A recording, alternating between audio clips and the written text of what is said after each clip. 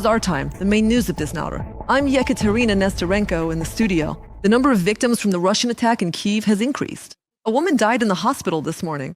As a result, 7 people have died and 35 have been injured.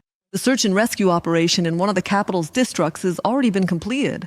Let me remind you, on the night of November 14th, the Russian Federation launched a massive attack on Ukraine. Kyiv was the main target. 9 out of 10 districts of the capital were affected. Strikes were recorded at 22 locations. Residential buildings, hospitals, embassies, stores, and offices caught fire. Windows were blown out and facades were damaged in the buildings. Many residents were left without gas and heat. Attacks on civilians and civilian infrastructure are unacceptable. They must be stopped immediately. This is how UN Secretary General Antonio Guterres responded to the Russian terror. He condemned Russia's large-scale strikes on several regions of Ukraine the previous night. The UN Secretary General also called for an immediate ceasefire as the first step toward peace. Once again, I call for an immediate and unconditional ceasefire as the first step toward a just, comprehensive, and lasting peace that fully guarantees the sovereignty, independence, and territorial integrity of Ukraine. Antonio Guterres, UN Secretary General, on social network X. As a result of the overnight attack by the Russian Federation on the Nikopol district of the Dnipropetrovsk region, a man was killed. This was reported by the regional military administration. There is also 1 person injured in the Sinelnikova district.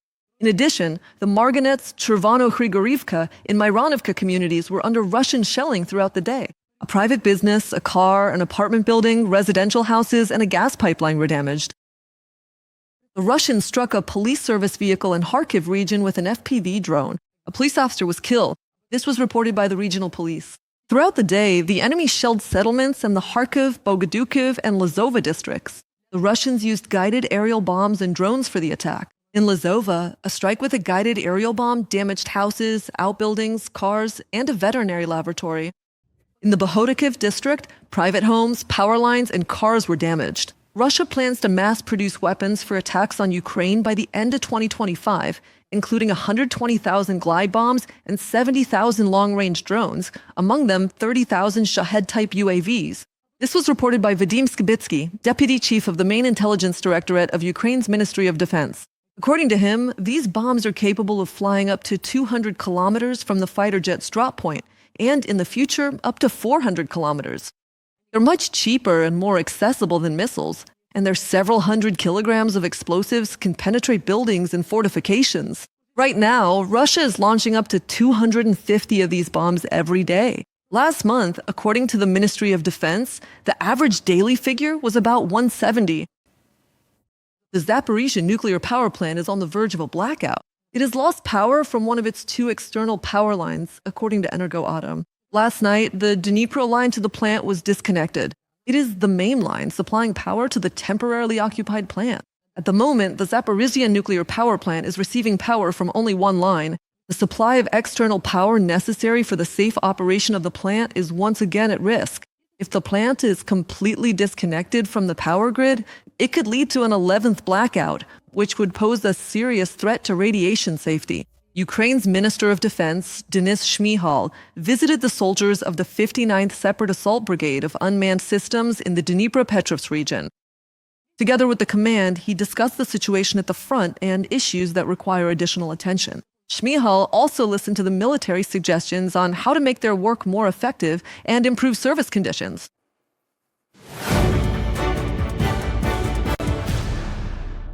Germany has begun to reform its military service system. The introduction of mandatory conscription is being postponed for now, but starting at age 18, citizens will be required to register and undergo a medical examination. This decision is connected to NATO's demands to increase the size of the German armed forces to 260,000 personnel by 2035. The question of reinstating mandatory service for men remains open. If the number of volunteers does not increase, Parliament will consider reinstating conscription. For women, registration remains voluntary. The U.S. has approved the sale of air defense missiles to Germany worth $3.5 billion, according to Bloomberg. Berlin wants to strengthen its air and missile defense systems. It is reported that Berlin has requested a total of 750 missiles. Now, the German government and arms manufacturers must agree on the contract terms. Germany could have transferred additional Patriot systems to Ukraine more quickly if it weren't for the US government shutdown. This was stated by German Defense Minister Boris Pistorius. He noted that even with Ukraine's reinforced air defense, it is becoming increasingly difficult to withstand powerful Russian attacks, especially due to the large number of drones and cruise missiles.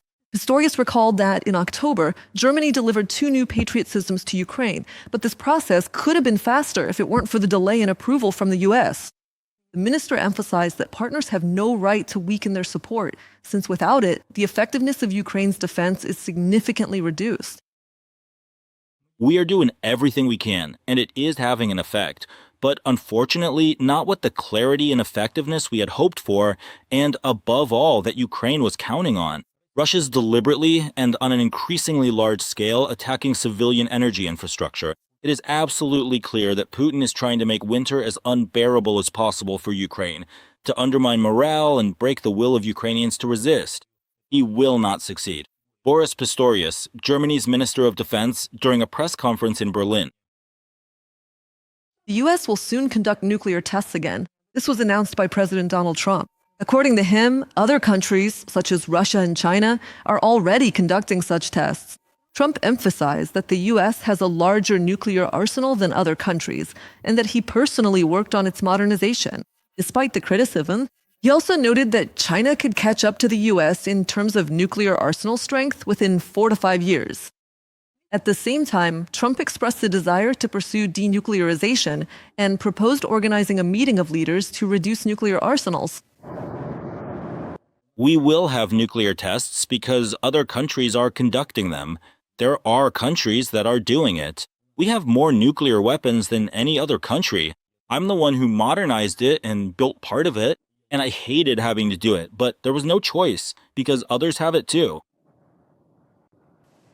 Meanwhile, the Sandia National Laboratories of the U.S. Department of Energy reported a successful test of a thermonuclear bomb without a warhead. The launch was carried out by an F-35A fighter jet at the Tonopah Test Range in Nevada. The tests were conducted from August 19th to 21st, but this was only reported now. The bomb's inert blocks were successfully dropped, confirming the weapon's effectiveness. Subscribe to The Gaze and stay updated on the most important events, top news from Ukraine and all over the world, in-depth analysis, exclusive reports and interviews, all on hand in our channel. Join our community of viewers and stay tuned.